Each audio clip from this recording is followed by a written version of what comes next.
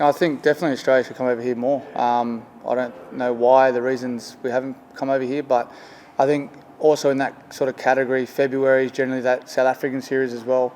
That generally happens. Then we have India before that IPL window as well, generally. So when it fits, it's probably better, but I think schedule doesn't allow at the moment. You've got the Big Bash that finishes, I think, late January now, and we're trying to encourage our players to play in that after the Test match series finishes in Sydney. There could be a time window just after that, like now, if we can.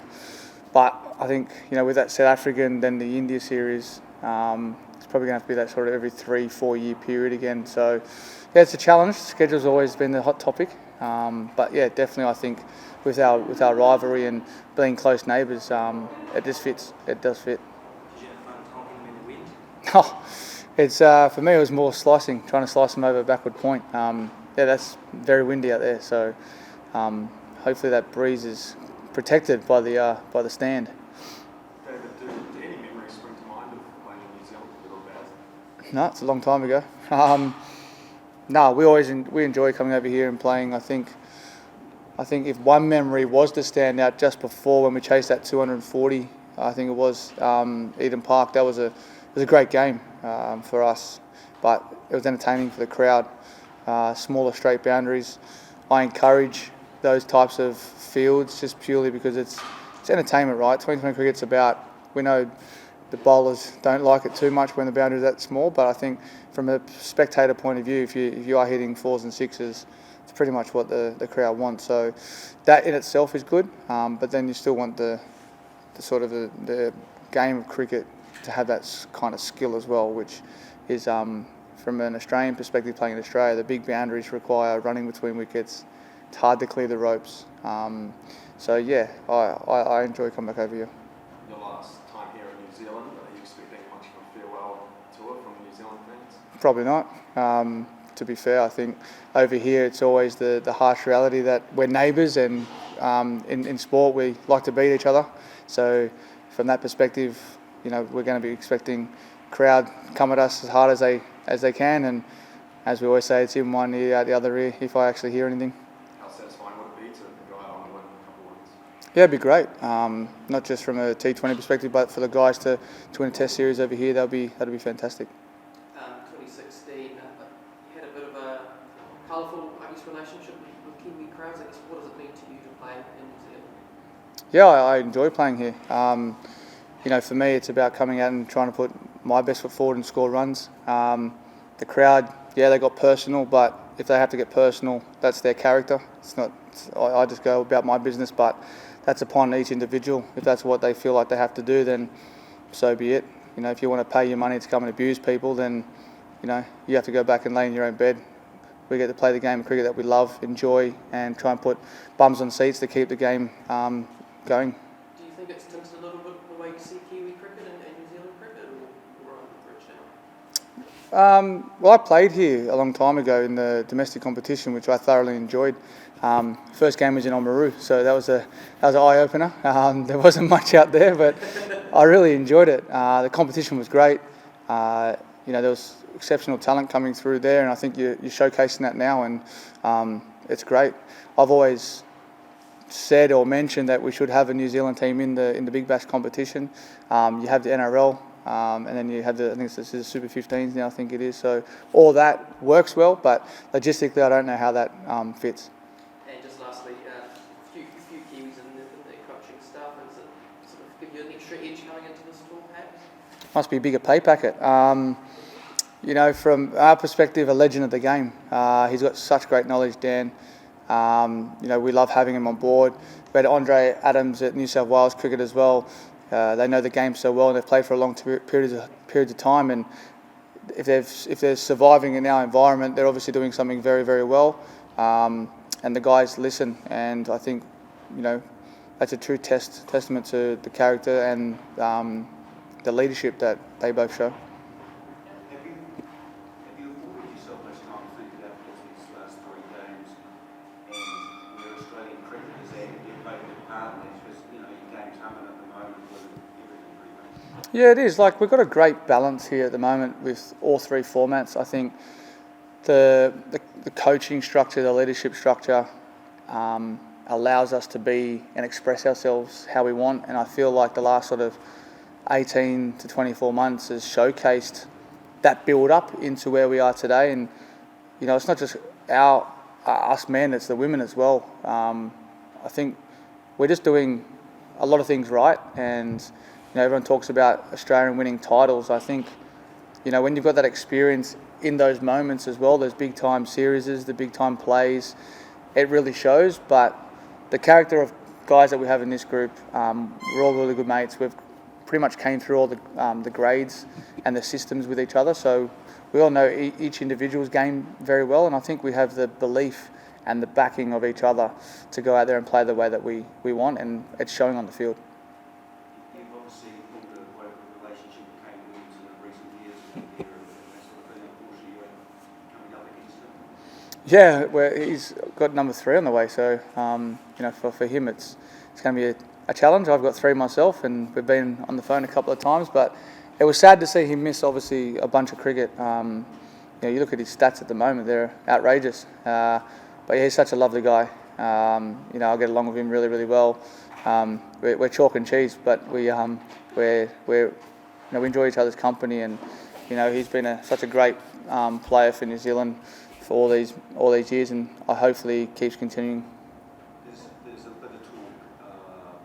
Do you sort of look at statistics and the game in general in that there's a bit of talk with him and Steve Smith and the comparisons? And I think there's similar sort of centuries and Test cricket and that sort of thing. Do you sort of rate perhaps someone like Williams compared to others, or where they are in the game? I'm not a stats person. I think at the end of the day, you've got to play what's in front of you in the series that's in front of you. You can only be gauged on the games that you play, and it's not necessarily who you come up against, where you're playing them. You still have to score the run. So, yeah, I'm not a believer of all the stats, but at the end of the day, people do like looking at numbers, and that's whether they determine if you're a great or not. I think if you're a big time player and you're scoring runs in the big series that counts, the World Cup finals, when the pressure's on, I think that sort of stands out for me more. Sorry, just one last one. So Sky Stadium here at Eden Park, you've got the angles and the square of the wicket, so you target, square of the wicket here and those different angles up at Eden Park and that sort of thing? Well, I've only played here once, that was a long time ago. I think if you try and sort out the target, so Eden Park straight, so if they're bowling back of a length, you can't really target straight. You've just got to play what's in front of you.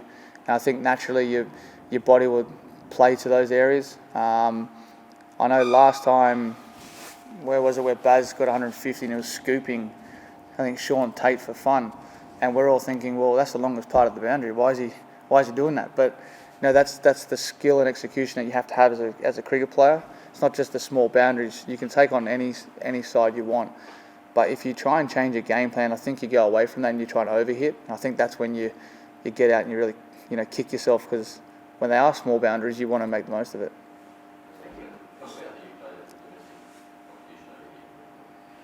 Yeah, when I was just before or just after I played for Australia, played for Northern Knights in the pink, mate. Come on, you're a journo, you should know all this crap. It's in my bio on Wikipedia, I think. I played with Hodgie, Brad Hodge, actually. Yeah, Hodgie was there.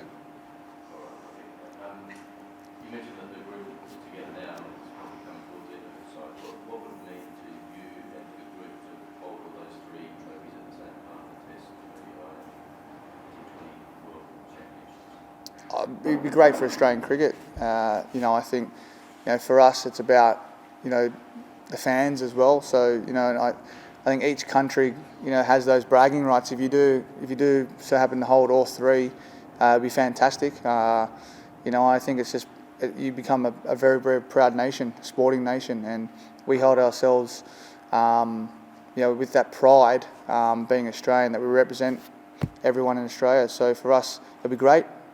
It'd be very, very fitting for this group. but then the challenges are how to stay there.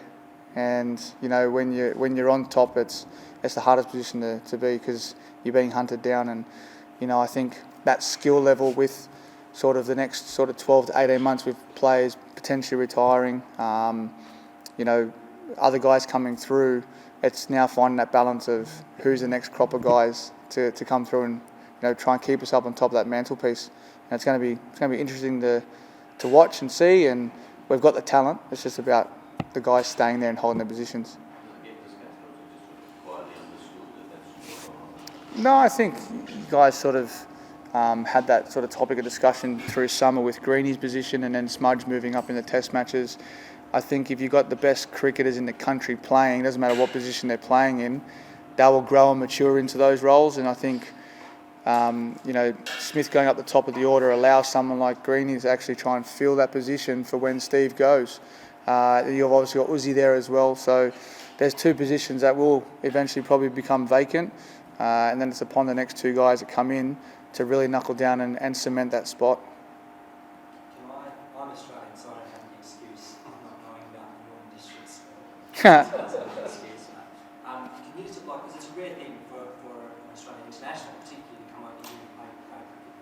What led up to it? No, I played in the 2020 competition. So for me, I just had an opportunity to come over across the weekend. I was supposed to come back it again, but I got real sick, so I couldn't come over. But I played in Oamaru, played somewhere else, and washed out in Hamilton. So, but now I played with Timmy, Bolty, I think Kano. I don't know if Kano played, but Hodgie.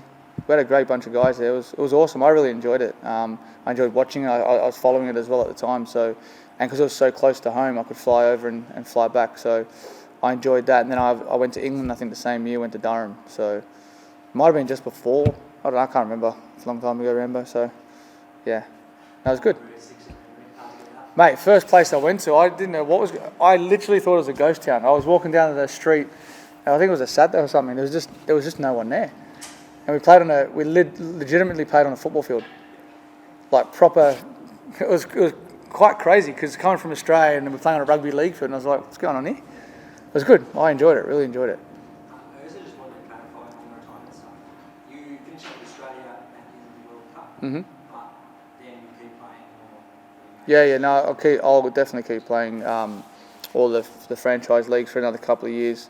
Yeah, I just think for me, I still love the game a lot. I owe the game a lot as well. So I think me playing in the other franchise leagues will be great. We haven't had that opportunity to actually play a lot and play full season. So, you know, I offered my time in the T20. You know, the MLC's there. You know, you've got the 100 and I had a taste of the Caribbean Premier League in 2018, which I enjoyed, and I'm just glad I'm not a bowler because those boys are strong and they hit the ball a long way. So, yeah, I enjoyed playing all that, but you know, there's so many different competitions at the moment, so it's challenging for world cricket as well, trying to fit. I think they tried to fit 3 franchise T20 tournaments in the last, I think, couple of weeks, and it's challenging. So I don't know where they're going to be at with that, but yeah, hopefully we can find some time to play around the world. You don't want to take the best players out of international cricket to then go sort of chase the money, but everyone's in a different position. You know, it's not my place to say, but hopefully people make that right decision, and if they have to play that, then so be it. And then comes the stingy politics. Politics, yeah, look, I'll leave that for another time. I think I'd get absolutely grilled if I was to go into politics. Yeah, no, I'll save that debating for another time. Thanks, Jen.